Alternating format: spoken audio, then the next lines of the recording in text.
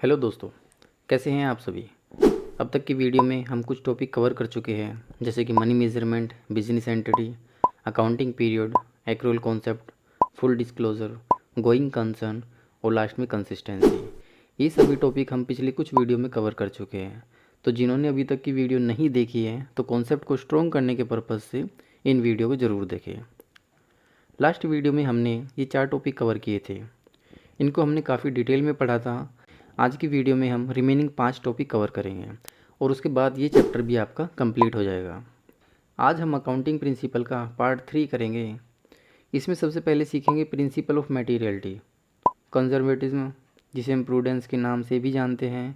इसके बाद हम सीखेंगे मैचिंग प्रिंसिपल और फिर डुअल एस्पेक्ट प्रिंसिपल और लास्ट में होगा हमारा कॉस्ट प्रिंसिपल।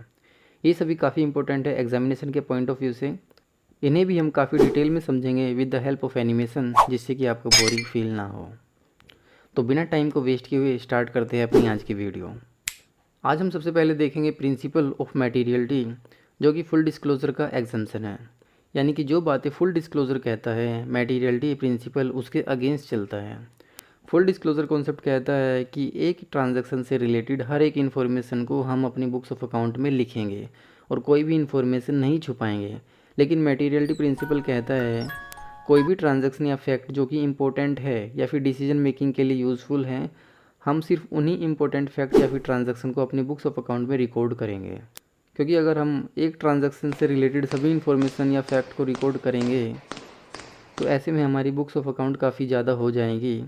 इसके बाद भी हमारी अकाउंट्स की इन्फॉर्मेशन कंप्लीट नहीं होगी, उसके बाद भी हमें और बुक चाहिए होंगी। इसलिए हमारी बुक्स ऑफ अकाउंट ज़्यादा वाइड ना हो, तो इस वजह से हम सिर्फ इम्पोर्टेंट और रिलेवेंट इन्फॉर्मेशन को ही अपनी बुक्स ऑफ अकाउंट में रिकॉर्ड करते हैं, जो कि ज़रूरी भी है। फॉर एग्ज़ाम्पल, हमारे ऑफिस में कोई पेन या फिर कैलकुलेटर गुम हो जाता है, यानी चोरी हो जाता है, तो ऐसी सिचुएशन में इन एक्सेसरीज़ के खो जाने पर भी हम इनकी एंट्री नहीं करते, क्योंकि ये इतना इम्पोर्टेंट नहीं है, यानी हम इन्हें इग्नोर करते हैं। अपनी बुक्स में भी यही डेफिनेशन लिखी हुई है।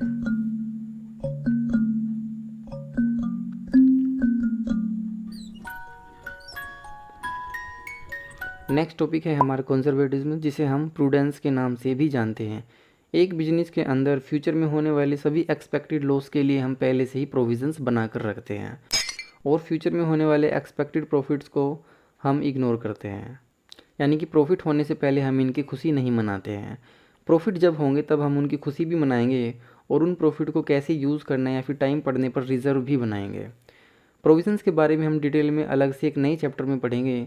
फ़िलहाल प्रोविज़न का मतलब आपको यहाँ सिर्फ इतना समझना है कि किसी भी एक्सपेक्टेड लॉसेज जो कि फ्यूचर में होने वाला है, उसके लिए हम पहले से ही कुछ तैयारी या फिर योजना बना कर रखते हैं, जिससे कि जब वह एक्सपेक्टेड लॉस या फिर इंसिडेंट अराइज हो तो उस सिचुएशन में हमारे पास पहले से ही बैकअप प्लान या फिर कैश अवेलेबल हो, जिससे कि हम उस सिचुएशन को बड़े ही आराम से सॉर्ट आउट कर सकते हैं। This concept states that all anticipated losses should be recorded in the books while all the anticipated profits should be ignored। ये डायलॉग तो आपने मूवी के अंदर काफ़ी बार भी सुना होगा कि एक अच्छा बिजनेसमैन वही होता है जो कि फ्यूचर में होने वाले लॉस को दूर से ही भाप लेता है।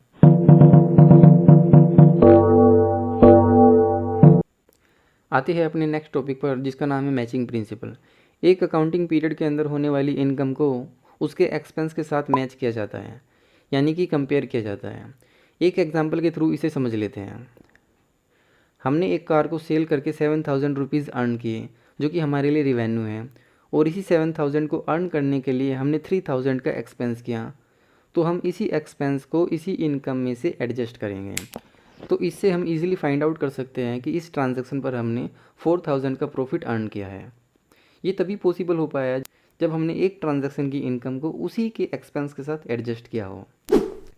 एक और एग्जांपल के साथ इसे समझेंगे। मान लेते हैं यह एक अकाउंटिंग पीरियड है जो कि स्टार्ट होता है 1 अप्रैल 2018 से और एंड होता है 31 मार्च को, और ईयर के एंड तक हमारे पास 5 लाख की इनकम हुई और इस 5 लाख की इनकम को जनरेट करने के लिए 2 लाख का एक्सपेंडिचर किया। अब जो मैं डेफिनेशन बोलने वाला हूँ उसे बड़े ध्यान से समझना है आपको। जब एक अकाउंटिंग पीरियड की इनकम को उसी अकाउंटिंग पीरियड के एक्सपेंस के साथ एडजस्ट किया जाता है या फिर कंपेयर किया जाता है तो उसे मैचिंग प्रिंसिपल बोलते हैं। एक्सपेंस किसी और ईयर का और इनकम किसी और ईयर की ऐसे एडजस्ट नहीं किया जाता। यही डेफिनेशन आपकी बुक्स भी कहती है।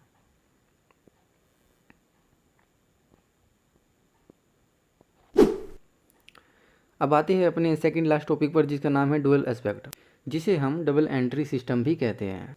इसके अकॉर्डिंग हर एक ट्रांजैक्शन का बिजनेस के अंदर डबल इफेक्ट होता है, यानी कि हर एक ट्रांजैक्शन दो जगह इम्पैक्ट डालती है। जैसे कि हमने किसी कंपनी से एक गिटार परचेज़ किया तो यह ट्रांजैक्शन हमारे लिए परचेज़ होगी, जबकि सामने वाली कंपनी के लिए है सेल होगी। मान लेते हैं हमने अपने बिजनेस के लिए साइकिल या स्कूटर खरीदते हैं, इनके लिए हमने कैश में पेमेंट की तो ये हमारे लिए एक्सपेंस होंगे, जबकि सामने वाली कंपनी इन्हीं चीज़ों को अपनी इनकम में रिकॉर्ड करेंगे। ये सभी चीज़ हमारे लिए एक्सपेंस है तो हमने इनको डेबिट किया, और सामने वालों के लिए इनकम है तो वे इसे क्रेडिट करेंगे अपने बुक्स ऑफ अकाउंट में।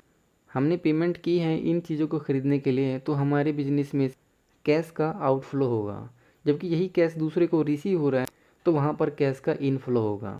यानी कि हर एक ट्रांजैक्शन का डबल इफेक्ट होता है। कुछ और एग्जांपल के थ्रू इसे थोड़ा और डिटेल में समझ लेते हैं। मान लेते हैं हमने अपने बिजनेस के लिए गुड्स परचेज़ की, जिससे हमारा स्टॉक इंक्रीज़ होता है, और क्योंकि ये हमने कैश में परचेज़ की है जिससे हमने कैश पेमेंट की है तो दूसरी तरफ हमारा कैश डिक्रीज़ हो जाएगा। ऐसे ही जब हम अपने असेट्स को परचेज़ करते हैं तो बैलेंस शीट में असेट्स इंक्रीज़ हो जाती हैं, और अगर हमने इनको क्रेडिट में परचेज़ किया है तो दूसरी तरफ क्रेडिटर इंक्रीज़ हो जाते हैं जिनको हमने पेमेंट करनी है। किसी डेटर से अगर हमारी कोई पेमेंट रिसीव होती है तो ऐसे में हमारा कैश इंक्रीज़ हो जाता है और हमारे डेटर्स डिक्रीज़ हो जाते हैं। ये सभी डबल एंट्री सिस्टम के एग्जांपल हैं, जिसके अकॉर्डिंग हर एक ट्रांजैक्शन के दो फेस होते हैं, यानी कि दो जगह भी इफ़ेक्ट डालती है।